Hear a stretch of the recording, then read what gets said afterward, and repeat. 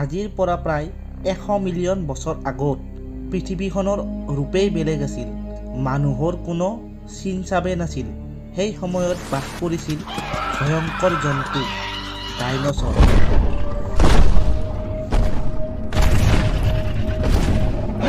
এনেকুৱা ডাইনছৰ যি বিল্ডিঙতকৈও বেছি ওখ আছিল, যিয়ে প্ৰায় 90 কিলোমিটাৰ প্ৰতি ঘণ্টা স্পীডত দৌৰিব পাৰিছিল। 170 মিলিয়ন বছৰতকৈও বেছি ইহঁতে পৃথিৱীত বাস কৰিছিল। আৰু এনেকুৱা এটা দিন আহিছিল, হঠাৎ এই ডাইনছৰ পৃথিৱীৰ পৰা শেষ হৈ গৈছিল। কেনেকৈ শেষ হৈছিল এটা বেলেগ ভিডিঅ', এই ভিডিঅ'টোৰ আই বটনত আছে আৰু ডেছক্ৰিপশ্যনত ইয়াৰ লিংক দিয়া আছে, চাই ল'ব। ডাইনছৰৰ নাম আহিছিল গ্ৰীকসকলৰ পৰা, ডিনিয়ছ প্লাছ চৰাছ শব্দৰ পৰা। ডিনিয়ছ মানে টেৰেবল, চৰাছ মানে লিজাৰ্ড। টেৰেবল লিজাৰ্ড মানে ভয়ংকৰ জেঠী। এইটোৱে ডাইনছৰৰ আচল নাম। পৃথিৱীত 10,000তকৈও বেছি ডাইনছৰৰ প্ৰজাতি বাস কৰিছিল। এতিয়ালৈ বৈজ্ঞানিকসকলে প্ৰায় 900ৰ ওপৰত প্ৰজাতি চিনাক্ত কৰিছে। 2003ৰ পৰা 2022লৈ প্ৰতি বছৰে 45তকৈও অধিক ডাইনছৰৰ প্ৰজাতি বিচাৰি উলিয়াইছিল। বৈজ্ঞানিকৰ এষ্টিমেট মতে প্ৰথম ডাইনছৰ 230ৰ পৰা 240 মিলিয়ন বছৰ আগতে জন্ম হৈছিল বুলি ধৰে। যিটো সকলোতকৈ পুৰণা ডাইনছৰৰ জীৱাশ্ম পাইছিল সেইটো 230 মিলিয়ন বছৰ পুৰণা আছিল, যিটো আফ্ৰিকাত পাইছিল। সেই সময়ত আজিৰ দৰে পৃথিৱীখন নাছিল, যেনে এছিয়া, আফ্ৰিকা, অষ্ট্ৰেলিয়া, ইউৰোপ। তেতিয়া সকলোবোৰ মহাদেশ একেলগে আছিল, যাৰ নাম দিছিল পেনজিয়া। বৈজ্ঞানিকৰ মতে পেনজিয়া এনেকুৱা আছিল। এই পিৰিয়ডক ট্ৰায়চিক যুগ বুলি কোৱা হৈছিল। সেই সময়ত জলবায়ু শুকান আৰু উষ্ণ আছিল। ডাঙৰ মৰুভূমিৰ সৃষ্টি হৈছিল আৰু প্ৰায় অঞ্চলে শুকান আছিল। বৰষুণ বহু কম হৈছিল।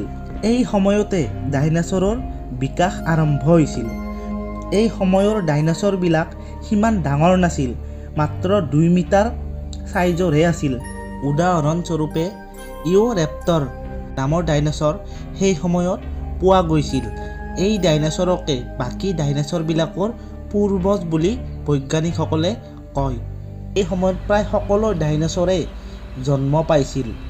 সেই সময়ত যি শক্তিশালী জন্তু আছিল মাটিত, সেইবোৰ ডাঙৰ উভচৰ প্ৰাণী আছিল। এনেকুৱা ইন'চৰাছ নামৰ প্ৰাণীটো সকলো উভচৰ প্ৰাণীৰ পূৰ্বজ বুলি কৈছিল। প্ৰায় 201 মিলিয়ন বছৰ আগত ট্ৰায়াচিক পিৰিয়ড শেষ হয় আৰু পেনজিয়া ভাঙি বেলেগ হ'ব ধৰে। আৰু ট্ৰায়াচিক পিৰিয়ড শেষ হৈ জুৰাছিক পিৰিয়ড আৰম্ভ হয়। এই পিৰিয়ড চলে প্ৰায় 201 মিলিয়ন বছৰ আগৰ পৰা 145 মিলিয়ন আগলৈ। এই সময়ত ডাইনছৰ বহু শক্তিশালী হৈ বিকাশ হ'ব ধৰে। ইভলিউশ্যনৰ বাবে কিছুমান ডাইনছৰ বহুত ডাঙৰ হৈ যায়, যেনে টাইটানোচৰাছ, যি 160 মিলিয়ন বছৰ আগতে জীয়াই আছিল আৰু ইয়াৰ ওজন প্ৰায় 15,000 কিলোগ্ৰাম আছিল আৰু বহল 15 মিটাৰলৈ আছিল। আৰু কিছুমান ডাইনছৰ সেই সময়ত আছিল ব্ৰণ্টোচৰাছ, ব্ৰাকিঅ'চৰাছ, ডিপ্ল'ডোকাছ আৰু ষ্টেগ'চৰাছ। এই জুৰাছিক পিৰিয়ডতে উৰা ডাইনছৰৰো বিকাশ হৈছিল, যিটো এনেকুৱা আছিল দেখাত। এই সময়ত পেনজিয়া ভাঙি 2 ভাগ হৈছিল, যাৰ নাম আছিল লৰেচিয়া আৰু গণ্ডৱানালেণ্ড।